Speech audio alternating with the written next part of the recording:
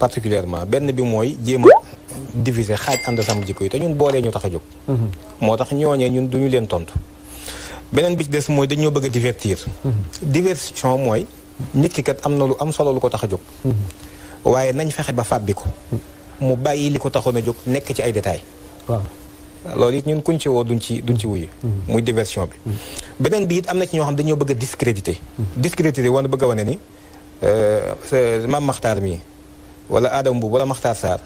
lii ñuy wootee du dëgg ci ñoom. gëmuñu xaalis la ñuy wut wala dañoo bëgg a wut tur wala nangam danañ fexe moyen bu ne pour jéem di discréditer aussi loolu ñun comprendre nañ ko xam nañ ko. te c'est normal aussi ndax xam nañ ni ñoom am na lu ñu représenté am na ku ñuy xeexal wala ñu ñuy xeexal ñu ni tamit liñ tax a jóg wax dëgg yàlla ñun nëbbuñu ko ñoo ngi ci aussi. donc ba tax na loolu dafa leer.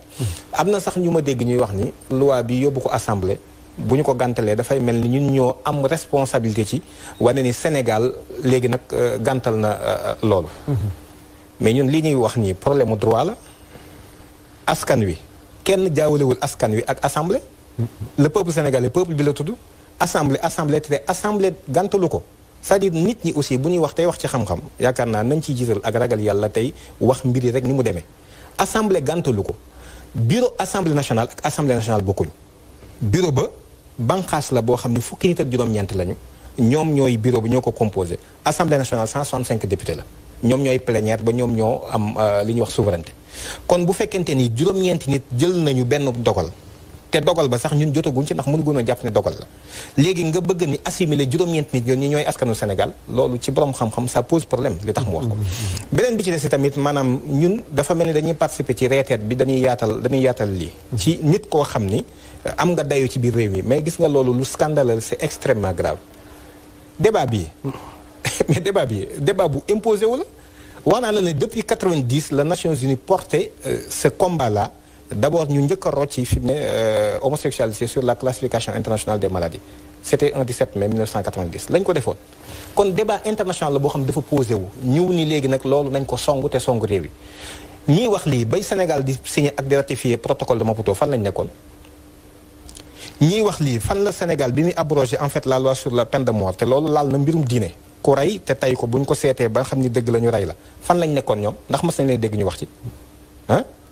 c'est-à-dire finalement da ngay poser question sax ñii lan moo leen tax a jóg ak lan mooy seen problème bu fekkente ne ñoom dañoo am gis-gis bu ñu am ni kat ñoom dañoo bëgg a xeex ngir léegi nañ jëlee shirk ci réew mi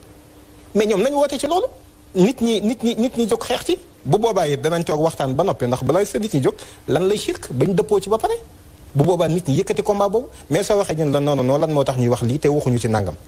d'accord nañ lépp nii ñun lii lu bon la n'est-ce pas Oustaz duñu yëpp d'accord nañ ci kay mais yi bon bari na léegi nag ginnaaw ñun ànd sàmm jikko yi au moins ñoo ngi las yi di jéem sax kus néew ni lii moom la bon la nañ ko fi jële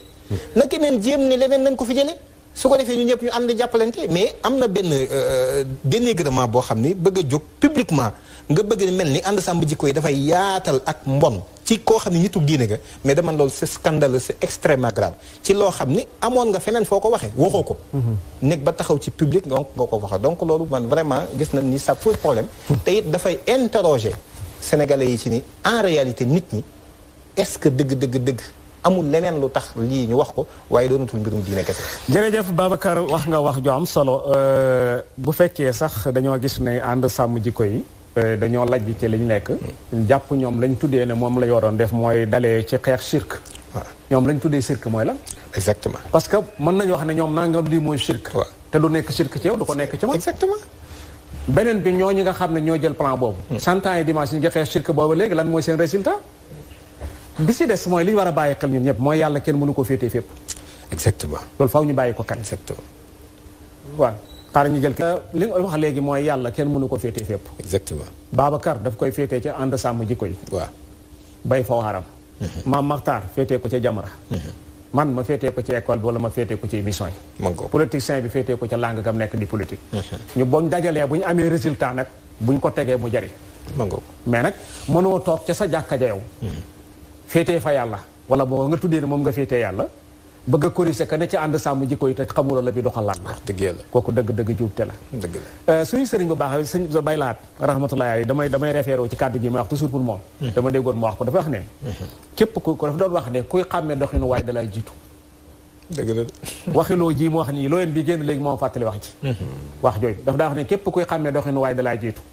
parce que Babacar Mbuub ànd sàmm jikko yi maam Maxtaar ñu nekk Jamra ngeen def seen benn mbootaay ngeen ne ci sama kanam bu ma xàmmee ne ngay soox ngaa ne ci sama kanam dëgg la bu ma xamee ne maam Maxtaar day soox dafa ne ci sama kanam kon faw dana am ñu xool soox ngeen ni soox dëgg la wér na wala wérut danañ ko xool ñooña nag bu leen la gestu dëgg la bu leen gestu kuy daw di gestu doo yegg fa nga jëm wallaay dëgg la da ngeen leen bàyyi rek xam ne ñoom waxal leen war bàyyi leen ñu wax rek ñoom dafa am beneen agenda bu ñu bëgg a dundal dëgg la te jàpp naa ne du yàgg léegi ñëpp xam ko dëgg la ndax ñu bëri fi ne xam nañ fi ñuy waxee ndax da nga wax jàmm solo ci biir bu fekkee bi ngeen di départ mboolem association islamique yi benn bu ci na dem ngeen waxtaan ak moom moo nangul leen jox leen kàddoom ne maag yéen a ànd d'accord naa ci li ngeen nekk lu ñaawlu dañ ko war a xeex ñu dem di dem ba agsi fii tey ma delluwaat gannaaw wax jeneen wax kon du ci yéen ci moom la wax dëgg yàlla tey Mame Makhtar nooy jàngatee lenn position yi kàddu yi nga xam ne mi ngi jóg di mel ni kuy gaaral xeex bi ngeen di xeex bi di ko diingat lenn la aju ci ay mbootaayu lislaam lenn aju ci ay sëriñ lenn aju ci ay journaliste noo koy jàngatee xam nga daf may fàttali rek ci 2015